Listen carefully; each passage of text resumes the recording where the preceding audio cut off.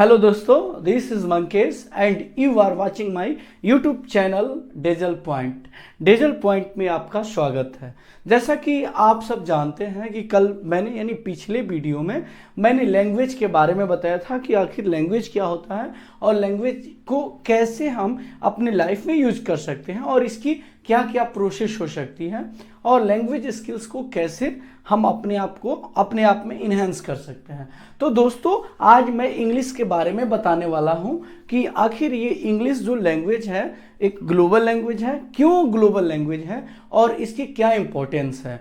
तो जैसा कि हम सब जानते हैं कि आजकल सारे लोग, सारे बच्चे, सारे स्टूडेंट्स इंग्लिश सीखना चाहते हैं और वे इंग्लिश सीखने के लिए दर दर भटकते हैं और बहुत सारे कोचिंग संस्थान के पीछे दौड़ते हैं, जो कि कहीं ना कहीं उनकी अंग्रेजी सीखने की लालसा को दर्शाता है। तो आज मैं आपके सामने लेकर आया हूँ ये इंग्लिश से रिलेटेड, इंग्लिश से संबंधित, जो कि मैं अब इसके बारे में एक एक करके क्लियर मैं समझाने वाला हूँ। और अगला जो वीडियो आएगा वो स्पेशली स्पोकन से रिलेटेड होगा और सेंटेंस स्ट्रक्चर से रिलेटेड होगा और ऐसे एडवांस स्ट्रक्चर्स होंगे जो हम रीडिंग, राइटिंग, स्पीकिंग में जरूर यूज करेंगे ताकि हमारी इंग्लिश स्पीकिंग के साथ साथ हमारा कम्युनिकेशन और पर्सनालिटी डेवलपमेंट में बहुत ज़्यादा इम्प्रूवमेंट हो। तो चलते हैं अब हम व्हाइट बोर्ड की ओर और देखते हैं सबसे पहले इंग्लिश। तो जैसा कि आप देख रहे हैं कि यहाँ इंग्लिश, और ये इंग्लिश वेस्ट जर्मनिक लैंग्वेज है, यानी इंग्लिश की जो उत्पत्ति हुई है वेस्ट जर्मनिक लैंग्वेज से हुई है और जिसका एक्सपेंशन यानी the expand through the British colonization during the 18th and 19th century. यानी जो इंग्लिश लैंग्वेज की जो विस्तार है, जो एक्सपेंशन है पूरे दुनिया में ब्रिटिश कोलोनाइजेशन के कारण हुआ है, जो कि खास तौर से 18th सेंचुरी और 19th सेंचुरी में इसका विकास हुआ।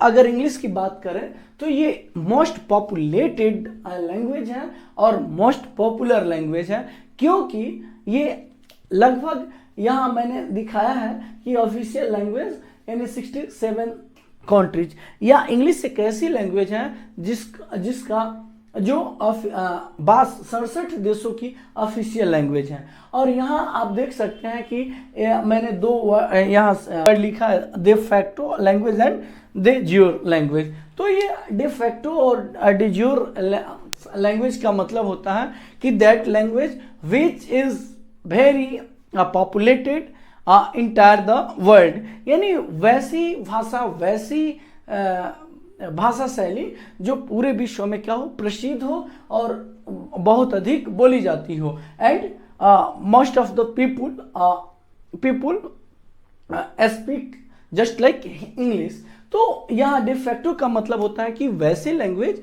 जो पूरे विश्व में बोली जाती हो और जिसका ग्लोबल वैल्यू है। अब अगर हम आगे बात करें तो ऑफिशियल लैंग्वेज को नेटिव और नॉन नेटिव के आधार पर दो पार्ट में बांट सकते हैं। जैसे यहाँ आप देख रहे होंगे इंडोग्लोसिक लैंग्वेज और दूसरा है एक्सोग्लोसिक लैंग्वेज। अगर इंडोग्लोसिक लैंग्वेज की बात करें तो वैसी लैंग्वेज जो मैंने ऑलरेडी बता दिया है कि नेटिव लैंग्वेज के आधार पर भी ऑफिशियल लैंग्वेज को दो पार्ट में बांटा जाता है। तो इंडोग्लोसिक लैंग्वेज और एक्सोग्लोसिक लैंग्वेज। इंडोग्लोसिक लैंग्वेज वैसे लैंग्वेज होते हैं जो किसी राष्ट्र में, किसी देश के अंतर्गत उसकी नेटिवली उसकी यानी जन्मजात उसका उपयोग किया जाता है और वे उस देश का ऑफिशियल लैंग्वेज होता है। जैसे अगर एक्सोग्लोसिक की बात करें तो एक्सोग्लोसिक ये नेटिव लैंग्वेज नहीं होता है, बल्कि किसी दूसरे देश में ये बहुत ही बृहद रूप से, बहुत ही पॉपुलेटेड रूप से इसका यूज किया जाता है।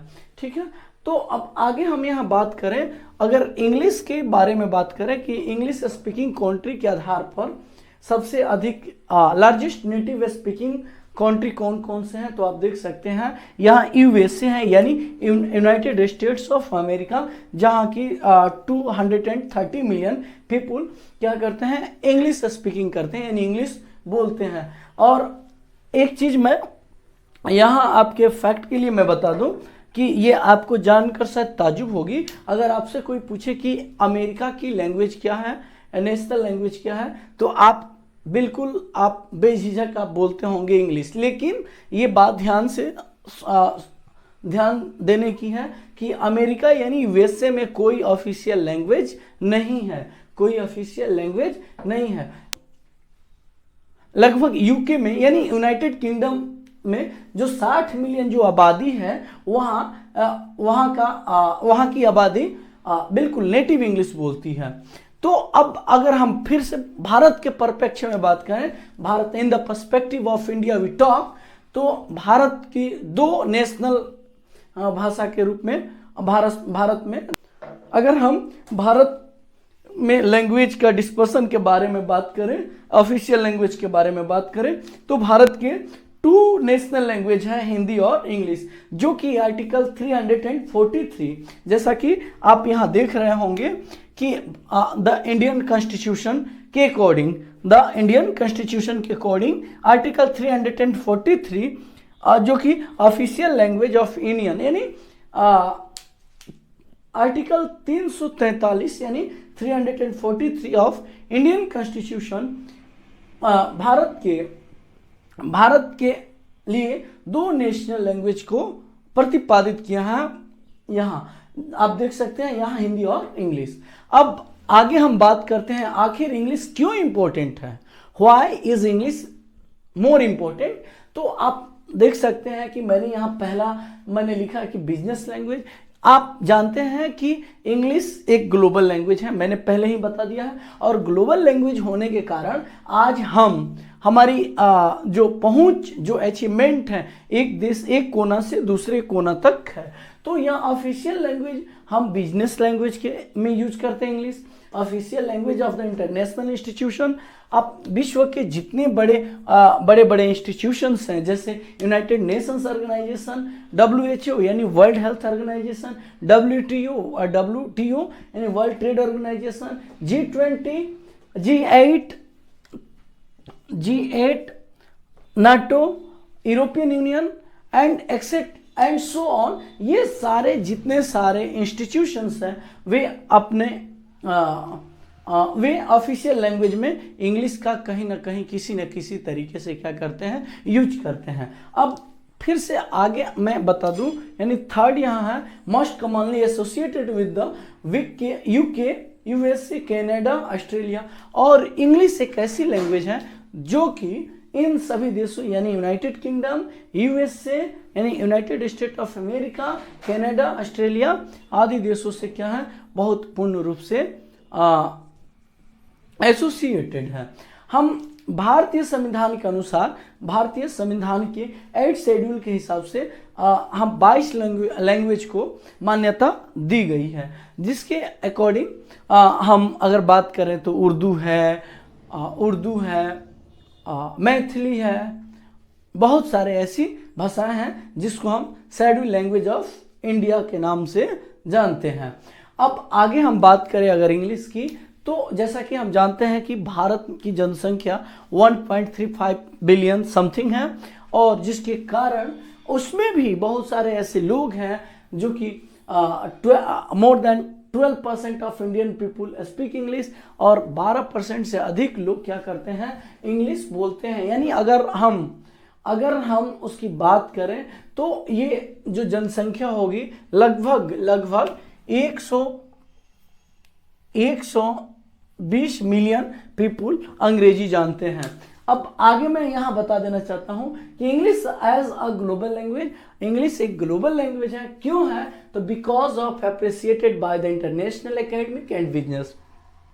इसलिए इंग्लिश एक इंटरनेशनल लैंग्वेज है, ग्लोबल लैंग्वेज है, क्योंकि बहुत सारे ऐसे इंटरनेशनल एकेडमी हैं, इंस्टीट्यूशंस हैं या बिजनेस एंटिटीज हैं जो कि इंग्लिश को एक ऑफिशियल लैंग्वेज के रूप में मान्यता देता है।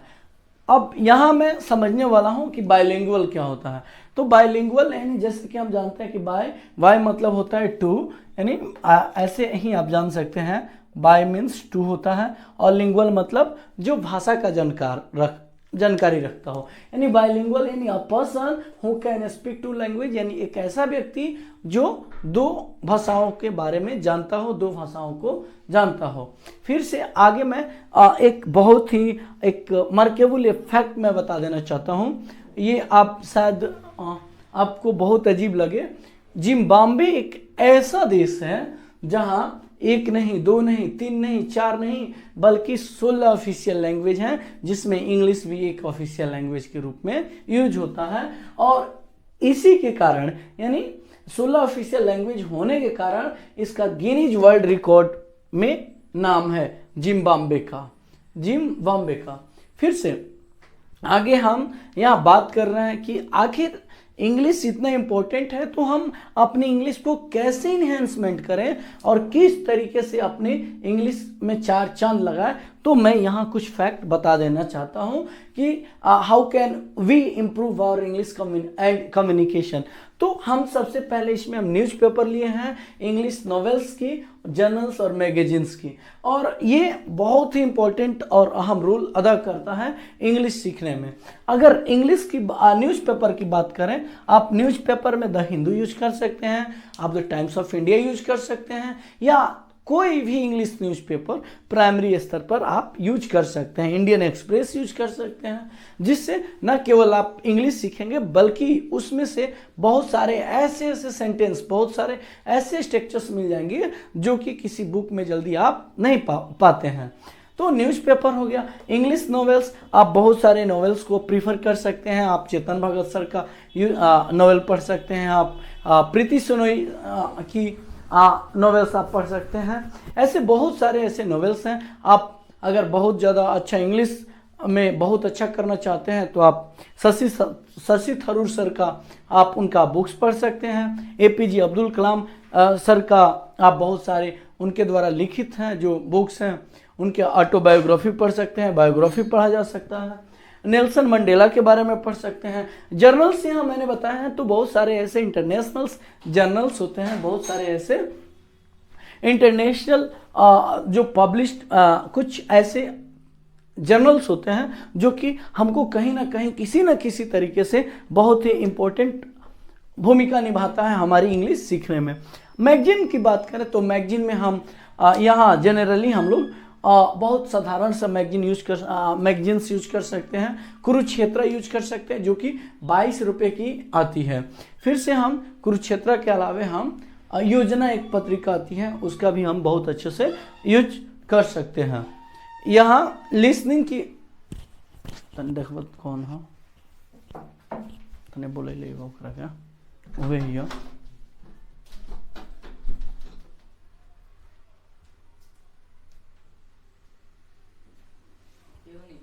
वही अगर हिसाब कर देता नहीं वो हमरा घर दिया नु। हाँ बहुत दुष्ट भी है, काट दिया साहब। तो मैगजीन में आप बहुत सारे जैसे प्रतियोगिता दर्पण ले सकते हैं या बहुत सारी तमाम तरीके के पत्रिकाएं जो कि इंग्लिश में अवेलेबल है, आप प्रीफर कर सकते हैं और आप बहुत अच्छा से इंग्लिश सीखने की कोशिश कर सकते हैं। अब मैं यहाँ सेकेंड में मैंने बताया लिसनिंग बहुत इंपॉर्टेंट पार्ट होता है इंग्लिश सीखने के लिए।